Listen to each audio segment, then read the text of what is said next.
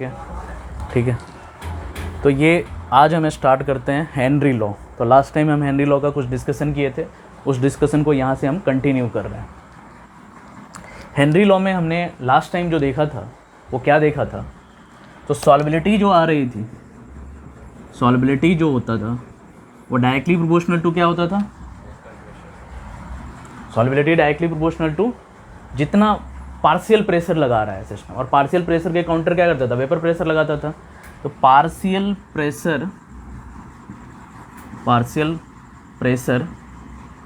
Of different gases in liquids, simple सी बात है। सॉल्बिलिटी जो होता है directly proportional to partial pressure of different gases in liquids. इसी पार्शियल प्रेशर पे, जैसे मान के चलो कहीं पे वेट दिया हुआ है, तो इसमें सपोज दैट ऊपर में गैसेस है, नीचे में क्या है, लिक्विड है। तो इस गैस के ऊपर क्या कर रहा है, प्रेशर कुछ अप्लाई हो रहा है ना। इसी को क्या करते हैं, अगर बहुत सारे गैस है तो हर एक का अपना अपना प्रेशर होगा। मान के चलो H2 भी है, O2 भी है, N2 भी है, तो हर एक गैस का अपना अपना प्रेशर होगा कि नहीं होगा, किसके वजह से, एटमॉस्फेरिक प्रेशर की वजह से। तो उसके वजह से हर एक का क्या निकलेगा, पार्शियल प्रेशर। अब पार्शियल प्रेशर का कंसेप्ट कहाँ से आया था, तो ये किसका स्टेटमेंट था, बट इसमें एक कंडीशन क्या है, एट कांस्टेंट टेम्परेचर। ये इंपॉर्टेंट रिजल्ट है। कांस्टेंट टेम्परेचर अगर मेंशन नहीं करे तब तो नहीं हो सकता है। ये किसका कंसेप्ट था, हेनरी का। हेनरी लॉ ने ये बोला था। अब डाल्टन्स का जो है वो कंसेप्ट है पार्शियल प्रेशर का, स्विच ऑफ कर देना। डाल्टन्स का जो है, डाल्टन्स का जो कंसेप्ट है, डाल्टन्स का जो कंसेप्ट है वो क्या है, पार्शियल प्रेशर का है। डाल्टन्स का कंसेप्ट क्या कहता है, सो अगर कभी भी किसी भी सिस्टम पे, सपोज एट ये सिस्टम है, इस पे W1 लग रहा है, यहाँ पे W2 लग रहा है, इसके वजह से भी वेट आ रहा है, इसके वजह से भी वेट आ रहा है, समझ में आ रहा है ना। तो इस W1 के वजह से जो प्रेशर आएगा उसको हम क्या कहेंगे, P1 कह रहे हैं, और इसके वजह से जो प्रेशर आएगा वो क्या होगा, P2। तो P1 प्रेशर और P2 प्रेशर के क्रॉस पर टोटल प्रेशर जो हो जाएगा वो PT इक्वल टू क्या हो जाएगा, P1 प्लस P2। तो डाल्टन्स ने क्या बोला था, तो partial pressure of individual gases, जैसे P1 है वो P1 डायरेक्टली प्रोपोर्शनल टू क्या होगा, X1 का mole fraction, and P2 directly proportional to क्या होगा, X2 का मोल फ्रैक्शन। P1 जो पार्शियल प्रेशर है वो एक गैसेज है, डिफरेंट टाइप्स के गैसेज है। तो एक गैसेज, एक सपोज दैट H2 भी है और N2 भी है, O2 भी है।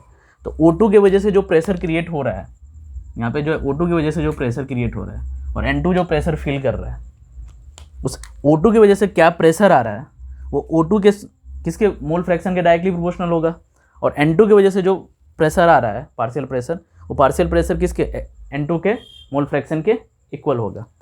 अब जैसे ही प्रोपोर्शनल को हटाया तो यहाँ से P1 equal to P total into X1। मान के चलो सिस्टम में दो गैसेज है, N2 और O2। तो N2 का पार्शियल प्रेशर निकालना है, तो क्या करोगे, P_N2 यहाँ पे यूज करोगे, equal to P total, total partial pressure, total pressure कितना है सिस्टम पे, वो मल्टीप्लाई बाय किसका, मोल फ्रैक्शन ऑफ N2।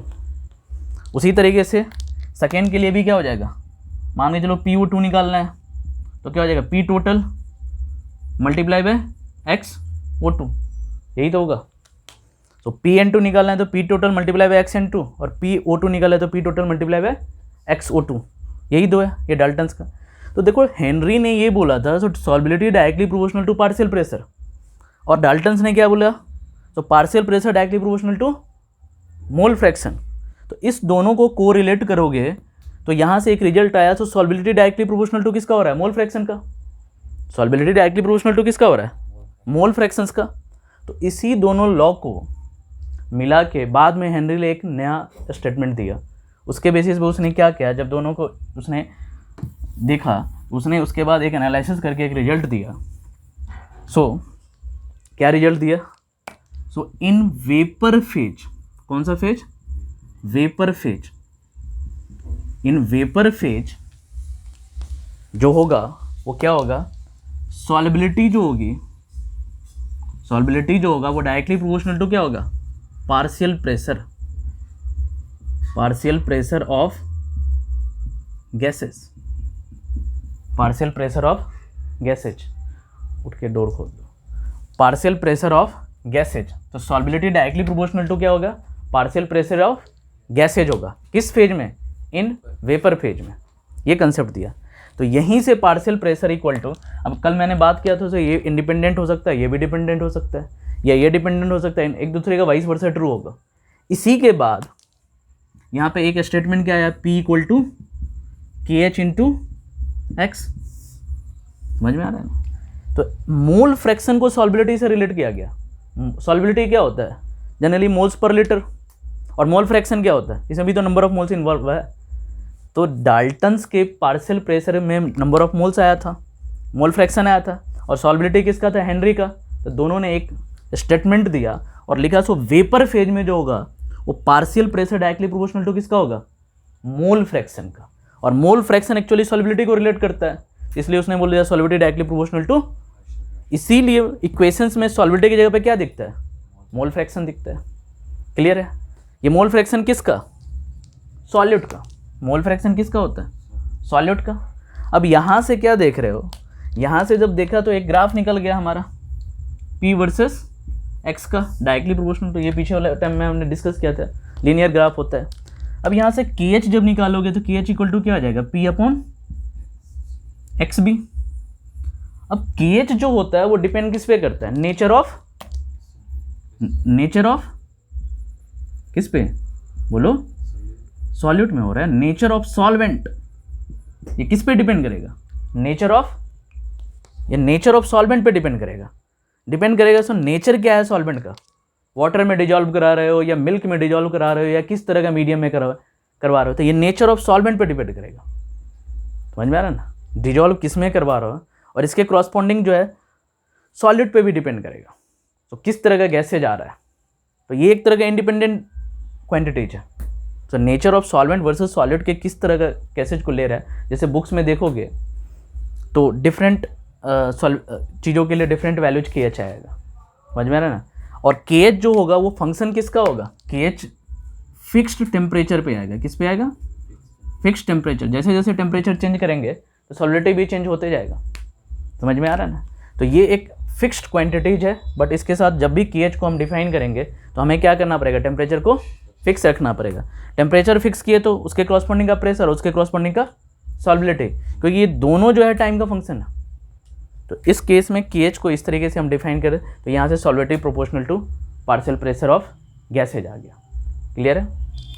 अब क्या होता है, जैसे जैसे टेम्परेचर इंक्रीज करते हैं,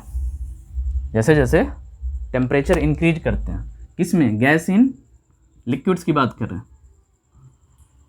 तो जैसे जैसे टेम्परेचर इंक्रीज कर रहे हैं तो हमारा सॉल्बिलिटी क्या होता है, बताओ, डिक्रीज करता है। जैसे एक्वेटिक प्लांट्स वाला एग्जांपल्स होता है। एक्वेटिक प्लांट्स में क्या होता है, तो एक्वेटिक एनिमल्स जो होता है वो नीचे सर्वाइवल क्यों हो जाता है, कोल्ड वाटर होता है, टेम्परेचर कम होता है, और नीचे हॉट वाटर होता है, नीचे क्या होता है, कोल्ड वाटर। नहीं, विंटर के समय में नीचे जो एक्वेटिक एनिमल्स क्यों सर्वाइवल हो जाता है, सोल्युबिलिटी, टेम्परेचर नीचे कम होता है, तो टेम्परेचर नीचे कम होगा, ऊपर जो है आइस का जो लेयर जम जाता है, ऊपर आइस पूरा जमा हुआ है तो नीचे टेम्परेचर कम होगा। अरे विंटर के सीजन में सरफेस पे क्या होता है, तो नीचे का पानी क्या होता है, ठंडा रहता है कि सरफेस ठंडा होता है, हाँ, नीचे आइस ऊपर है तो नीचे तो ठंडा ही होगा। ये देखो, ऊपर का लेयर जो होता है वो कोल्ड होता है और नीचे का लेयर क्या होता है, अरे वार्म होता है। इसमें टेम्परेचर जो होता है थोड़ा सा ज़्यादा होता है सरफेस से, और टेम्परेचर ज़्यादा है तो सॉल्बिलिटी क्या होगा ऑक्सीजन का, नीचे सॉल्बिलिटी कम होगा। टेम्परेचर इंक्रीजेज तो सॉल्बिलिटी डिक्रीजेज, तो सॉल्बिलिटी डिक्रीज होगा तो वो सर्वाइवल हो पाएगा, तो क्या करना पड़ेगा फिर, तो ऊपर आना पड़ेगा। यहाँ पे जो टेम्परेचर कोल्ड और वार्म है उसको क्या करेंगे, इस पर क्या करेंगे, तो यहाँ पे अगर T1 है इसको T2, तो सिंपल इसको क्या रिलेट करना है, सो अगर T1 ग्रेटर देन T2 है दोनों एटमॉस्फेयर में, सो एक्वेटिक एनिमल्स जो सर्वाइवल करता है, एक्वेटिक एनिमल्स का जो सर्वाइवल है वो किसकी वजह से हो रहा है, तो कि टेम्परेचर इन्वर्सली प्रोपोर्शनल टू क्या होता है, सॉल्बिलिटी का, इस वजह से जो है यहाँ पे सर्वाइवल हो रहा है। ठीक है, ये तो पहला एप्लीकेशन हो गया। सेकेंड एप्लीकेशन किस में होता है, कोक बोटल्स में। कोक बोटल्स में अगर हमें CO2 को फिल करना है तो हम किस प्रेशर पे करते हैं, हाई प्रेशर पे। तो हाई प्रेशर पे जैसे करते हैं तो क्या करते हैं, हाई प्रेशर पे फिल करते हैं तो हमारा सॉल्बिलिटी क्या हो जाता है, सॉल्बिलिटी इंक्रीज कर जाता है। तो सॉल्बिलिटी इंक्रीज कर जाता है तो कोको बोटल्स में ईजिली जो है गैसेज को क्या कर सकते हैं, फिल कर सकते हैं। समझ में आ रहा है कि नहीं आ रहा है। तो ये कोक बोटल्स वाला। और कौन सा एग्जांपल्स है एप्लीकेशंस, स्कूबा डाइवर वाला। स्कूबा डाइवर में क्या होता है, third scuba diver. Scuba diver वाला में क्या है, तो जैसे जैसे हम इनसाइड जाते हैं तो प्रेशर क्या हो रहा है, प्रेशर इंक्रीज होता है इनसाइड द लिक्विड। जैसे ही इनसाइड द लिक्विड जा रहा है तो प्रेशर क्या होता है, इंक्रीज करता रहता है। तो जैसे जैसे प्रेशर इंक्रीज करता है तो सॉल्बिलिटी ऑफ O2 क्या हो रहा है, सॉल्बिलिटी ऑफ O2 इंक्रीज कर जाता है। तो ब्रीदिंग में क्या होता है, ज़्यादा ऑक्सीजन हम इनहेल करने लगते हैं। मोर ऑक्सीजन जो होता है, मोर ऑक्सीजन इनहेल होने लगता है। इसकी वजह से एक प्रॉब्लम क्रिएट होता है, उसको क्या बोलते हैं, बेंड्स। तो इसी बेंड्स को रिमूव करने के लिए हम क्या करते हैं, इसी बेंडेंस के प्रॉब्लम को रिमूव करने के लिए हम क्या करते हैं, तो रिमूव करने के लिए, रिमूव ऑफ बेंडिंग प्रॉब्लम, तो बेंडिंग का जो प्रॉब्लम ना हो इसको रिमूव करने के लिए क्या करते हैं, एक स्पेशलाइज सिलेंडर डिजाइन करते हैं जो कि हम स्कूबा डाइवर वाला लेके जाते हैं, फिर इनसाइड जाते हैं। तो वो सिलेंडर में क्या होता है, वैसे तो नाइट्रोजन कितना होता है 78%, ऑक्सीजन कितना 21%, अदर गैसेज 1% में आ रहा है। तो हीलियम का इनर्टनेस नेचर होता है, हीलियम का इनर्टनेस भी नेचर भी होता है, वो जल्दी किसी के साथ रिएक्ट नहीं करता है। तो नाइट्रोजन के अमाउंट को हम कम कर देते हैं, नाइट्रोजन के अमाउंट को कम कर देते हैं और उसके जगह पे क्या फिल कर देते हैं, हीलियम। और ऑक्सीजन के अमाउंट को क्या करते हैं, ऑक्सीजन की वैल्यूज को क्या करते हैं, बढ़ा देते हैं। क्यों बढ़ा देते हैं, क्योंकि वो ज़्यादा, क्यों बढ़ा देते हैं, ऊपर आता है सरफेस पे तो उसको ऑक्सीजन चाहिए होता है। हाँ, तो फिर से ऑक्सीजन जो है रिप्लेस हो जाएगा। तो यही हीलियम का यूज किया जाता है। तो हीलियम इनर्टनेस की तरह बिहेव करता है, उस हीलियम गैस को जो है करके, और हीलियम को, नाइट्रोजन के अमाउंट को कम करके हीलियम को थोड़ा सा बढ़ा करके हम जो है एक स्पेशल सिलेंडर को डिजाइन करते हैं जो कि बेंडिंग के इशू को रिमूव करता है। तो थर्ड एप्लीकेशन स्कूबा डाइवर वाला हो गया। फोर्थ एप्लीकेशन किसका है, क्लाइंबर्स वाला, हाई एल्टीट्यूड वाला। तो हाई एल्टीट्यूड पे जब जाता है, तो क्लाइंबर्स जब हाई एल्टीट्यूड पे जाता है तो क्या होता है, क्या होता है, प्रेशर डिक्रीज कर रहा है। तो प्रेशर डिक्रीज करने से क्या होगा, O2 का सॉल्बिलिटी जो होता है, वो गैस की जो होती है एटमॉस्फेयर में, वो क्या होता है, डिक्रीज होता है। तो क्या होता है, सांस लेने में प्रॉब्लम होती है, ब्रीदिंग की इशू आता है। समझ में आ रहा है ना। तो यही कुछ है एप्लीकेशन ऑफ किसका, हेनरी लॉ का। तो एप्लीकेशन ऑफ हेनरी लॉ में जो प्रेशर होगा वो हमेशा डायरेक्टली प्रोपोर्शनल टू होगा किसका, सॉल्बिलिटी का। और टेम्परेचर जो होगा वो क्या होगा, इन्वर्सली प्रोपोर्शनल टू किसका होगा, सॉल्बिलिटी का। ये टेम्परेचर का जो प्रोसेस था, टेम्परेचर का इफेक्ट हमने पिछले भी देखा था सॉलिड एंड लिक्विड में, देखे थे ना। तो सॉलिड एंड लिक्विड में यहाँ पे एक क्लास 11 का एक टॉपिक आता है लीच-टिलियस प्रिंसिपल। पता है लीच-टिलियस प्रिंसिपल क्या होता है, हाँ। तो लीच-टिलियस प्रिंसिपल को काफ़ी अच्छी तरीके से यूज किया जाता है, किस में, इसी में, टेम्परेचर के, इंडो और एक्सो के केस में। कल देखे थे ना, जब इंडोथर्मिक रहता है फिर टेम्परेचर राइज कर रहे हो तो क्या होता था, सॉल्बिलिटी इंक्रीज होता था सॉलिड एंड लिक्विड के लिए। और जब एक्सोथर्मिक होता था तब टेम्परेचर राइज करते थे घट जाता था। तो ये है कुछ Henry laws and Henry laws के एप्लीकेशंस। ठीक है, नेक्स्ट टॉपिक जो आता है वो क्या है, रॉल्ड्स लॉ। रॉल्ड्स लॉ को स्टार्ट करने से पहले कुछ टर्म्स समझने होंगे। रॉल्ड्स लॉ, वेपर प्रेशर क्या होता है, वेपर प्रेशर लगने के बाद वेपर प्रेशर क्या होता है, सॉल्यूशन देता है। वेपर प्रेशर, ध्यान से समझो, वेपर प्रेशर बहुत इंपॉर्टेंट है, आगे बहुत जगह आएगा। वेपर प्रेशर क्या होता है, जैसे मान के चलो एक कंटेनर है, इस कंटेनर में हमने क्या रखा है, लिक्विड को रखा है, लिक्विड को रखा है। अब क्या कर रहे हैं, इसको हीटअप कर रहे हैं। जैसे ही यहाँ से हीट प्रोवाइड करना स्टार्ट किए तो क्या होगा, यहाँ के लिक्विड जो है धीरे धीरे किस में चेंज होने लगेगा, वेपर में।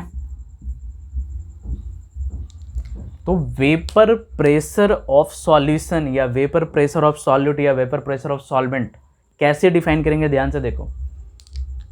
क्या होगा, number of particles from liquid to gas phase. इसको क्या बोलते हैं, लिक्विड टू गैस में जाना क्या होगा, वेपोराइजेशंस।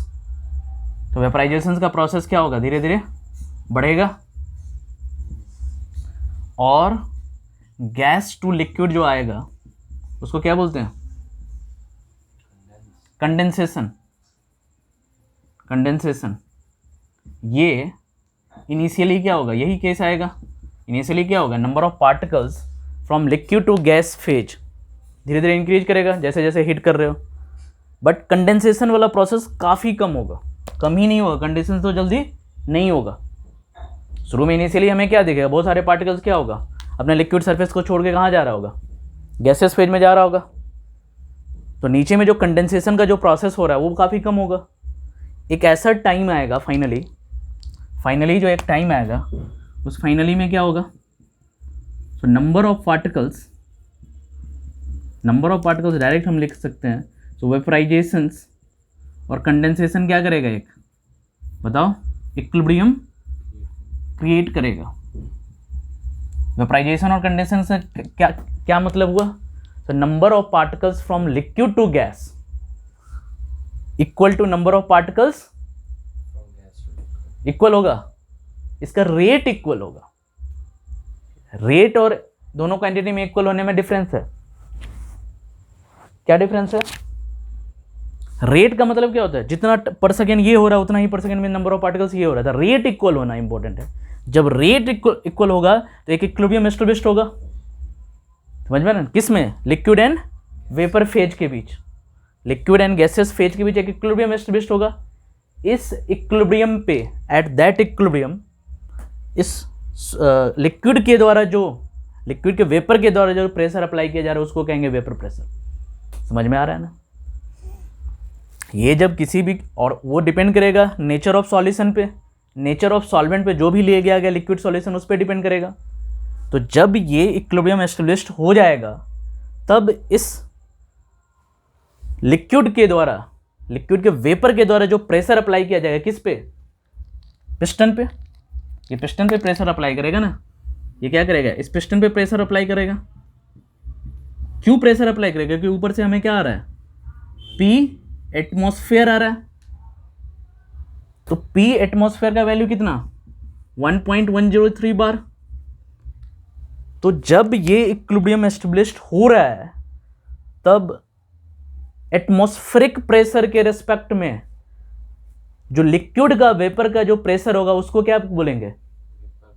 अब मान के चलो हमारा एटमॉस्फेरिक प्रेशर 1.013 बार है और टेम्परेचर हमने ले लेते हैं रूम टेम्परेचर पे कितना, 298 केल्विन पे। तो हमारा मान के चलो वेपर प्रेशर कुछ और आया, जैसे वाटर का वेपर प्रेशर 1.013 बार और T = 298 केल्विन पे एटमॉस्फेरिक प्रेशर के इक्वल आ गया। सपोज दैट जितना इधर किया ये इतना आ गया तो 1 atm बोल दिए। लेकिन इसी सिस्टम को अगर हाई एल्टीट्यूड पे शिफ्ट करोगे तो क्या होगा, वहाँ पे एटमॉस्फेरिक प्रेशर घट जाएगा।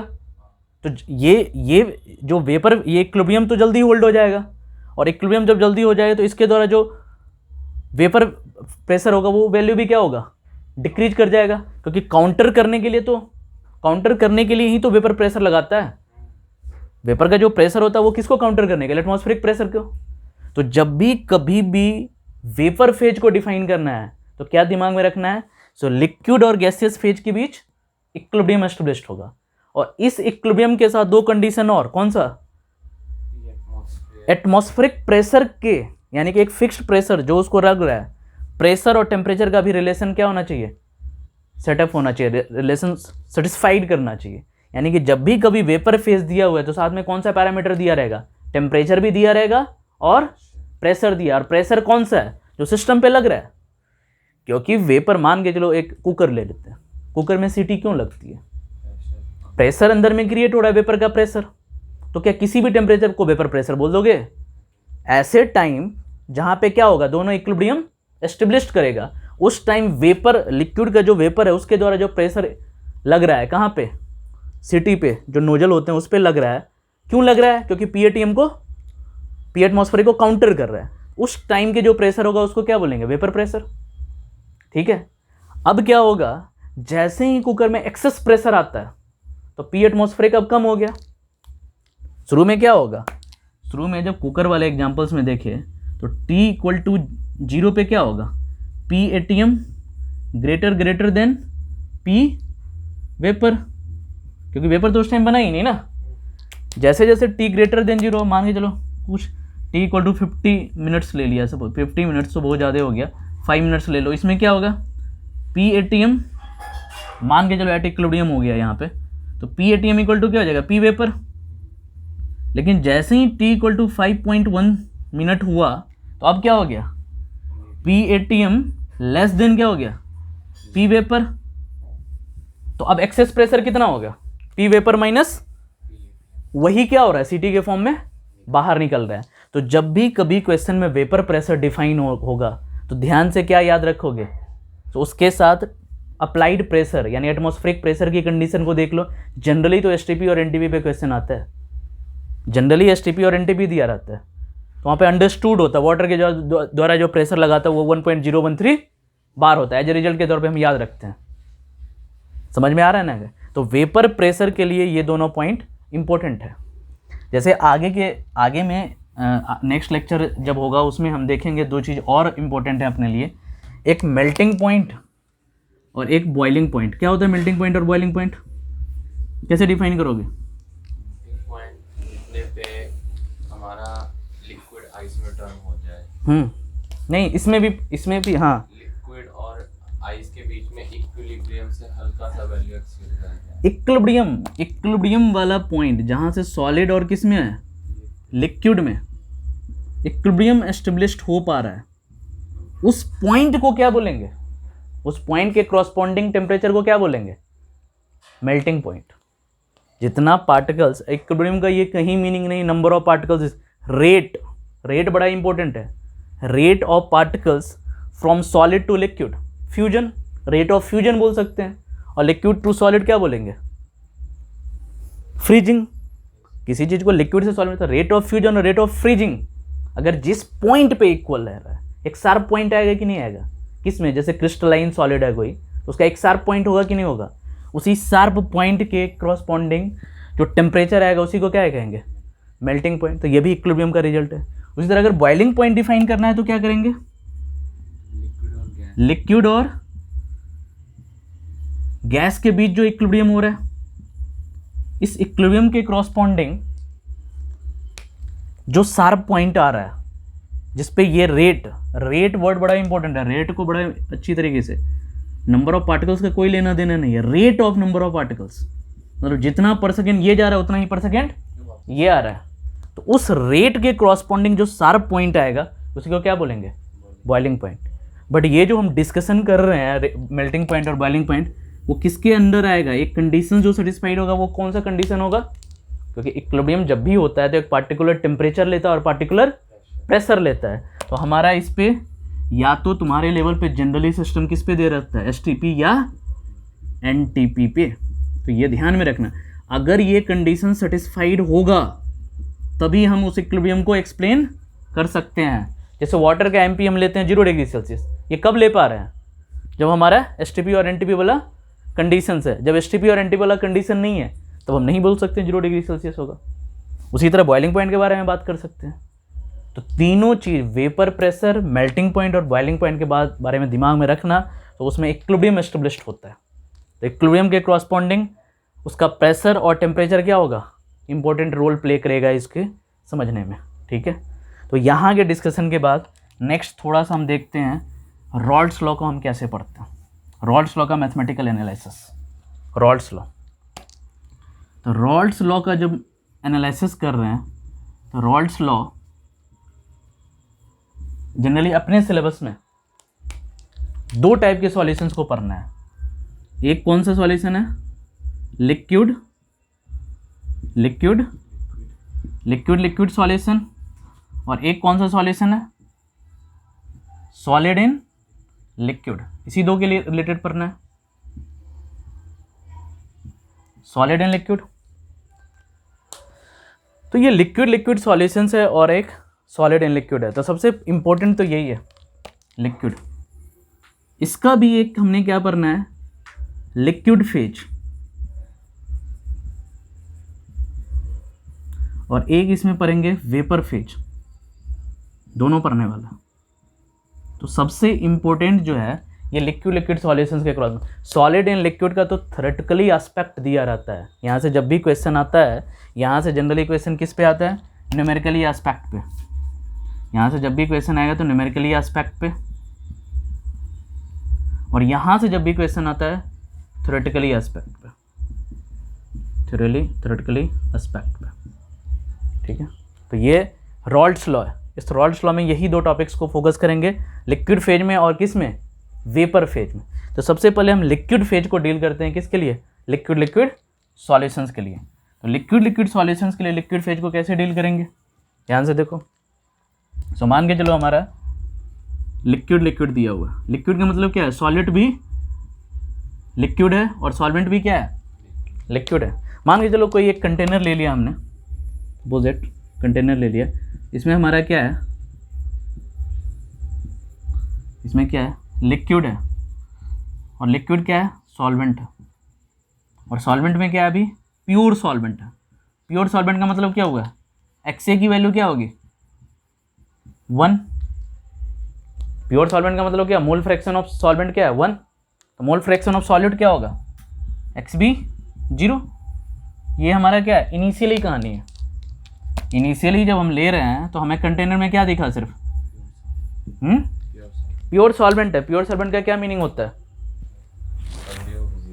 सॉल्यूट का मोल फ्रैक्शन बिल्कुल 0, सॉल्यूट का नंबर ऑफ मोल्स है ही नहीं, हमें प्योर सॉल्वेंट दिख रहा है। तो प्योर सॉल्वेंट दिखा तो सिर्फ लिक्विड ही दिखा। अब ये जो लिक्विड प्योर सॉल्वेंट लियो, एक वोलेटाइल टर्म होता है, एक नॉन वोलेटाइल टर्म होता है। क्या होता है, वोलेटाइल, नॉन वोलेटाइल क्या होता है, बताओ। वोलेटाइल, नॉन वोलेटाइल क्या होता है, जिसकी वोलेटिलिटी ज़्यादा होती है वो इजीली क्या होगा,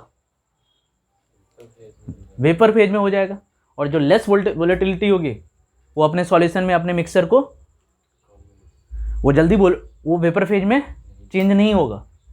तो हम यहाँ पे लिक्विड जो प्योर सॉल्वेंट लिए गए हैं, ये ऑलवेज वोलेटाइल होता है। किसके लिए, रॉल्ड्स लॉ के लिए।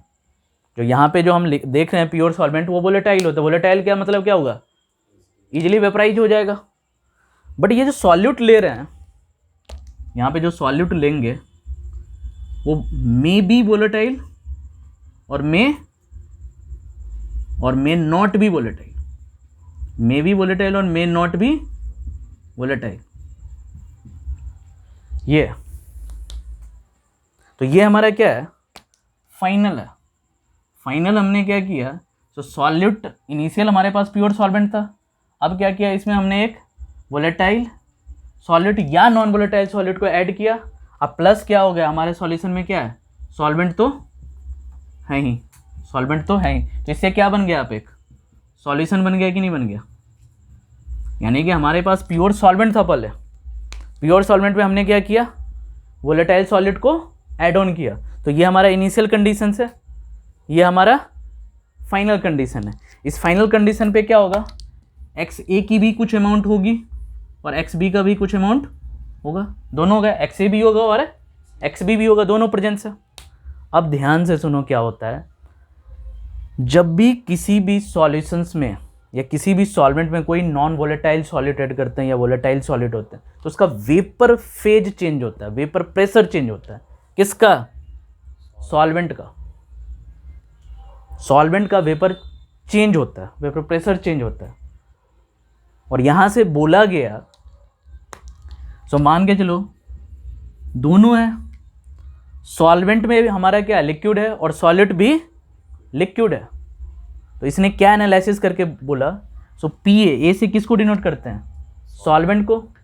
सो P A directly proportional to किसका होता है? एक्सए का। ये रिजल्ट हम थोड़ा सा हेनरी में देखे थे। सो वेपर प्रेशर या पार्शियल प्रेशर को वेपर प्रेशर बोलते हैं। क्यों? क्योंकि ऑलरेडी सॉल्यूशन में हीट कर रहे हैं तो वेपर बन रहा है। तो इसका जो वेपर प्रेशर होगा वो डायरेक्टली प्रोपोर्शनल टू किसका होगा? मोल फ्रैक्शन ऑफ सॉल्वेंट का। या vapour pressure of solute directly proportional to किसका होगा? मोल फ्रैक्शन ऑफ सॉल्यूट का। यही दो रिजल्ट होगा, P A directly proportional to X और P B directly proportional to X B. अब कहता है जैसे ही इसको हमने, इस एक्सप्रेशंस के क्रॉसपॉन्डिंग ही सारे डिस्कशन है,